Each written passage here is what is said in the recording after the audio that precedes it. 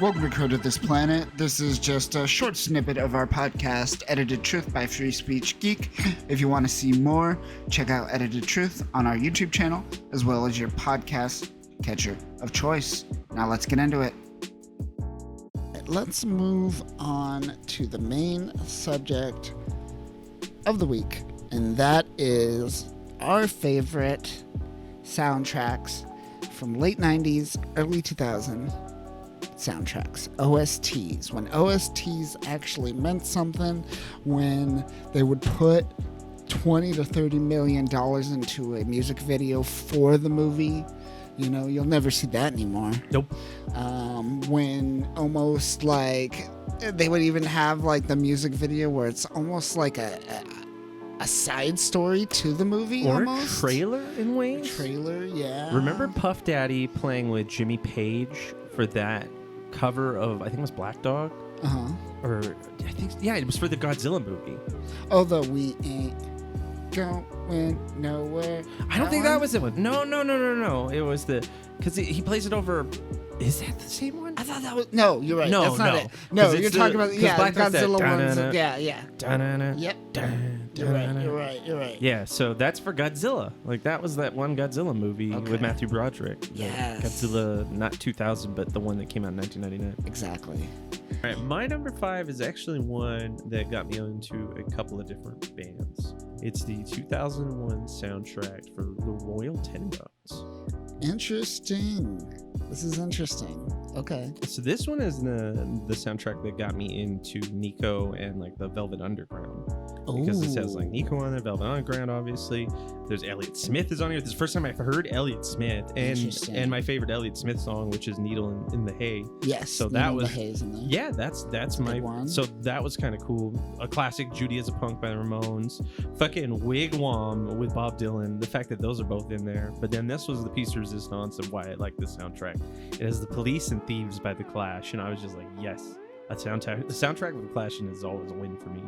It's always a good movie. They make such good movie music. I feel like their fucking style placed almost any trailer, anything like that. So I really enjoyed this soundtrack overall. I didn't own it, but I downloaded it, and I actually was like pulling a few songs off of it because I liked, when I watched the movie, I liked how some of the songs I hadn't heard before sounded. So I'm like, let me swoop up this OST.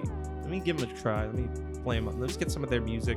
I digged into the Velvet Underground, and I was like, oh, I like all this. It's really good. This is really enjoyable. Some of the songs that I ended up liking, most of all of those bands, weren't even on the soundtrack, but still, these were great.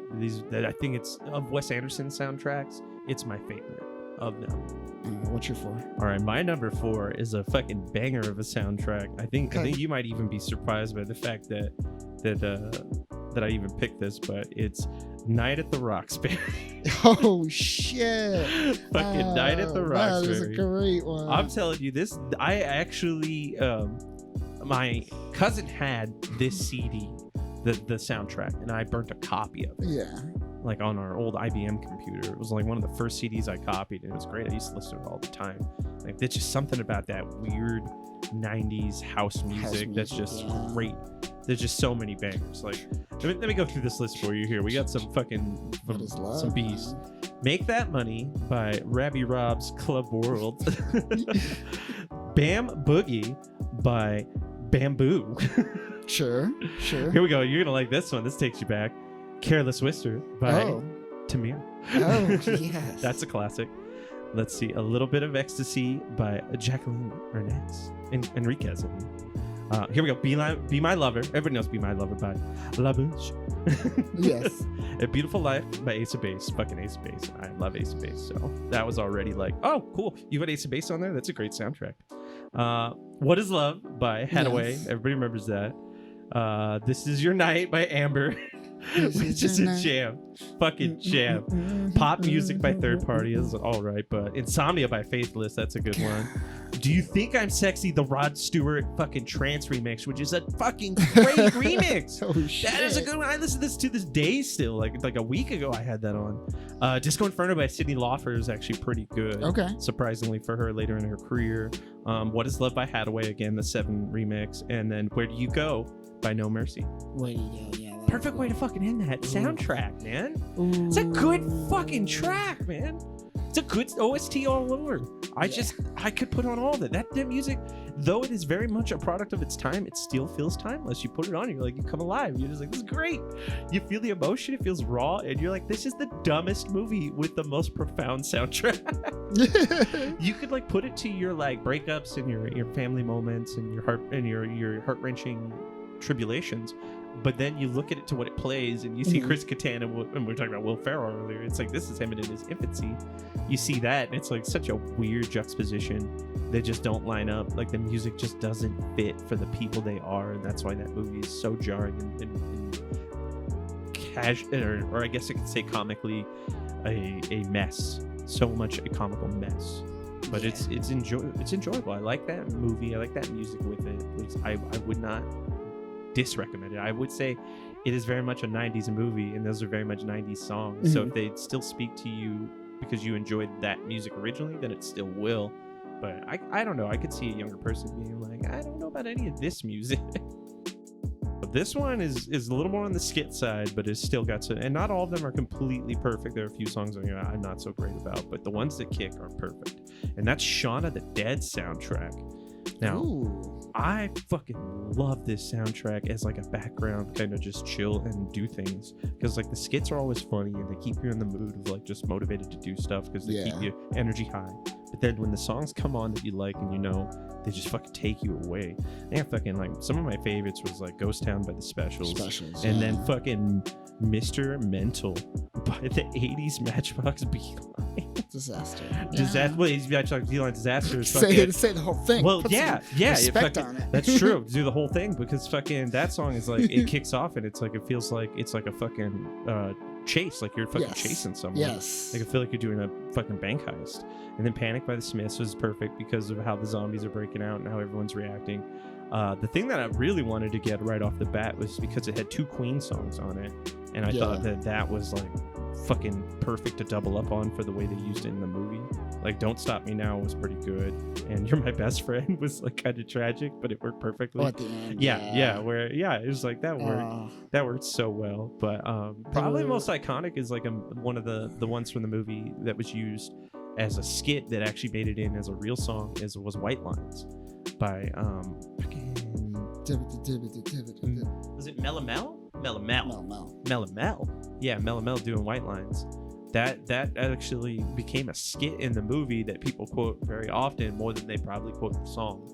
And it was kind of funny at a moment. Maybe not so much now. Maybe it's changed. But when that movie was out, everyone was quoting that skit and didn't even really know about that song. Yeah. They just referenced that. And I was just like, you guys ever heard White Lines? It's a weird song. It's about cocaine addiction. Check it out. Man, it's fucking weird. Check out the music video. They're just doing cocaine. Yeah.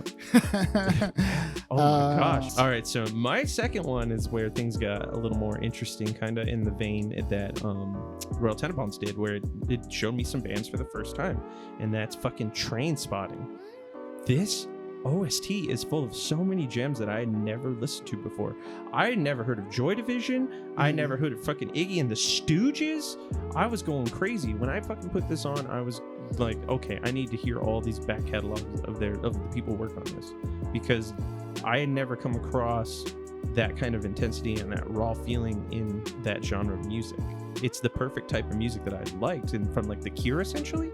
That Joy Division reminded me a lot of The Cure, where it's like the proto-punk going into like the new wave, and Iggy, of course, is like the grandfather of most of that stuff. But getting to hear him for the first time, that was like my mind being blown. Like him and the Stooges and their just kind of distortion of their music and his energy. I was like, okay, this is a good soundtrack. I'm gonna listen to this, because I had found the soundtrack online pretty easily, even though I thought, this thing might be kind of hidden, because Train Spotting is a bit of even though we reference it a lot, most of our friends know about it, it's still very much like an indie film, a more side film. It's not a very common movie, and it's definitely hard for people to watch. So this one's got an interesting like place in my life, because like it was back in like the early 2000s, probably like 2003, 2004, and I was still like pirating through like I guess it would be Supernova at the time, so that was still relevant. Wow. And so I wanted to download Almost Famous off of Supernova, and I accidentally downloaded the OST, and I just remember opening it up and being like, holy shit, this is like a fucking greatest hits compilation, or not greatest hits compilation, but like a good compilation of like all the classic rock music that I had listened to growing up from my parents. So it was like stuff that I was aware of and liked because of that, and to see it all together in one place was actually kind of rare. Normally I didn't come across stuff like that because my parents would buy the albums. They never buy like, you know, Rockin' Jams and Volume 1, like they wouldn't get that shit. Exactly, yeah. So like seeing it like this and actually having it was kind of cool because I still burnt CDs at that time. So I'm like, hey, fucking, I'll throw this together. And it's actually got some fucking like monolithic fucking rock stars in one place. When you were talking earlier about how they broke money out to do these soundtracks, you immediately feel that right away because it's like The Who, Simon and Garfunkel, Leonard Skinner, Elton John. Yes, Led Zeppelin. Fucking expensive to get Led Zeppelin. Oh, boy. The Beach Boys, man. Fucking The Seas, a little more lesser on it, but the Allman Brothers still pretty big at the time. David fucking Bowie, Stillwater's big. Rod Stewart still pretty big at that time. Sure. And Clarence Carter, which was not too big at that point in their career, but Cat Stevens still got some fire. Yes. This was another nice Cat Stevens one. Velvet Underground. Velvet Underground's on here too. There's a lot of it. Oh man, the way they use Tiny Dancer in the movie. Yes, that's when the they're most singing. iconic part of the movie. And that ties really well to the soundtrack. And they all just kind of at the end. That's where they're singing. And that's why I was like so happy that I had gotten the soundtrack too, because I was like, all right, I'm not even mad I don't have the movie yet. I'll still get that later, and I did on my slow ass fucking download, or my probably 56K even, who knows, still at that point. So like I was like, all right, fuck it, and explain to why I got the movie and like, or download in a day. And I'm like, oh, because it's just a soundtrack. Fucking movie's gonna take a weekend. Fuck me. So good. What were they on? They were on like a bus or? Yeah, they were. Okay, so they had just had that party where he did LSD and everyone was like kind of hungover, and he jumped off the roof and nearly killed himself. Okay. Leapt in there, and they're riding back, and it's very somber. Yeah. And they all start singing "Tiny Dancer" by Elton John, and it's perfect. Yes. It is the paramount, or not? It's the pivotal scene in the movie that it's the changing of like the gear of the emotion from like everything was fun and games before. Now we're adults now. We're maturing into our reality that we have to accept. Right. And that's when the tone changed from the movie. From that point forward, the main character was like, I gotta get back home. I gotta get my life together. I can't live with these people. I'm going back.